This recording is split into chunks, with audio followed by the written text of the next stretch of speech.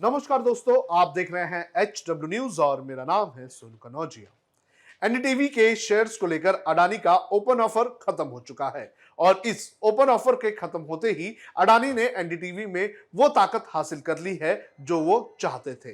क्या है ये पूरी खबर, ये मैं आपको एक एक करके बताऊंगा, लेकिन उसके पहले मैं आपसे अपील करना चाहूंगा कि आप इस वीडियो को बड़े पैमाने पर शेयर करें।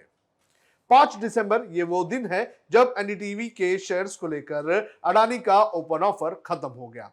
इस ओपन ऑफर के खत्म होते ही अडानी के पास अब एनडीटीवी के किसी भी डायरेक्टर को पद से हटाने का पावर आ चुका है।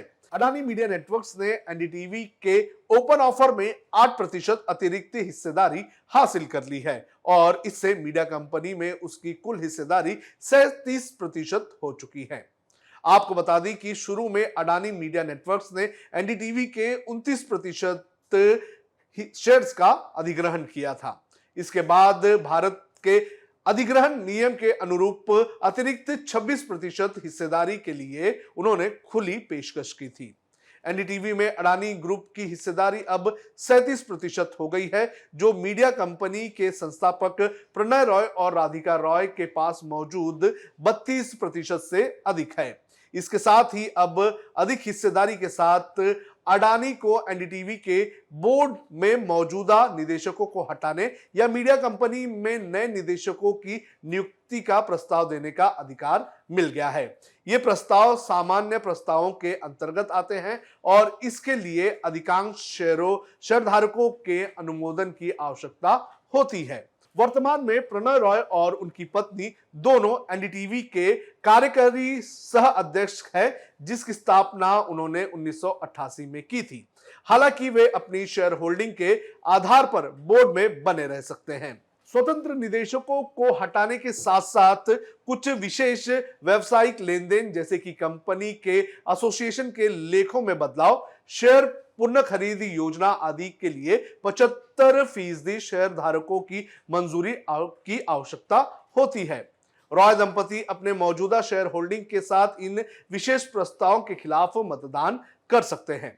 आपको बता दें कि अडानी समूह ने एनडीटीवी के बोर्ड में 3 डायरेक्टर को नियुक्त किया है। आपको बता दें कि पिछले हफ्ते ही एनडीटीवी की प्रमोटर कंपनी आरआरपीआर से प्रणय रॉय और राधिका रॉय ने अपना इस्तीफा दिया था और उनके इस्तीफे के तुरंत बाद रवीश कुमार ने भी एनडीटीवी के साथ अपना 26 साल पुराना रिश्ता जो है वो तोड़ लिया।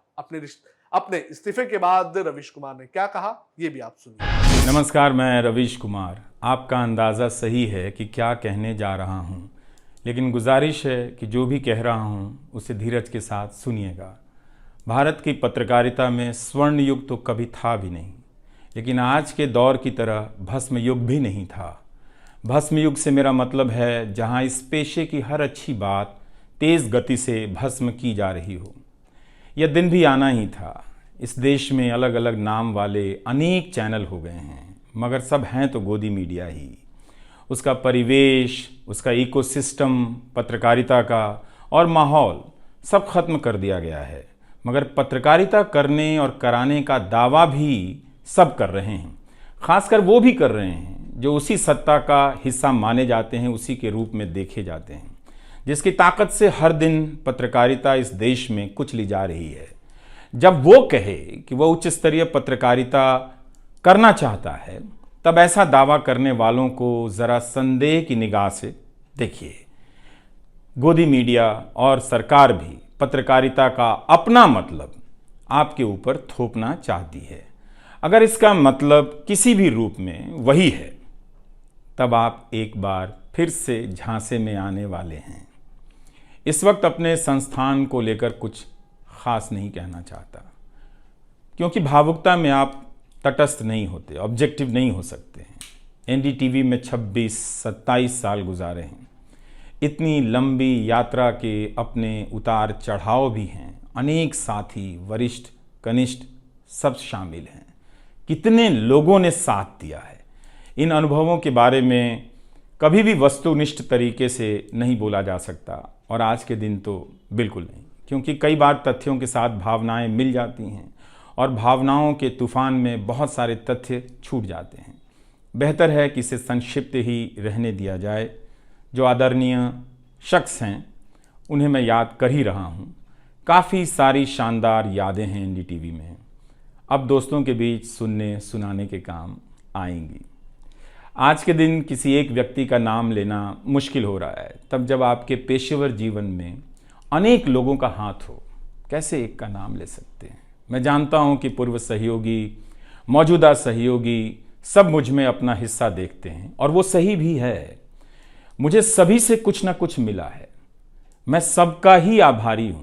इसलिए एक का जिक्र कर बाकी को छोड़कर आप न्याय नहीं कर सकते, खासकर ऐसे दिन। वैसे भी इस वक्त तो हर चेहरा ही अच्छा नज़र आ रहा है, क्योंकि सबने मेरे अनुभवों को, मेरे जीवन को समृद्ध किया है। बेटी विदा होती है तो वो दूर तक पीछे मुड़कर मायके को देखती रहती है। एनडीटीवी को लेकर अडानी का यह कहना है कि वो चाहते हैं कि एनडीटीवी एक इंटरनेशनल ब्रांड बने, अल जजीरा और बीबीसी न्यूज की तरह। अब खबरें पाइए सबसे पहले हमारे मोबाइल न्यूज एप्लीकेशन पर। एंड्रॉइड या iOS प्लेटफॉर्म पर जाइए, HW न्यूज नेटवर्क को सर्च कीजिए, डाउनलोड कीजिए और अपनी सुविधानुसार भाषा का चयन कीजिए। खबरों की भीड़ में अपने काम की खबर पाते रहिए।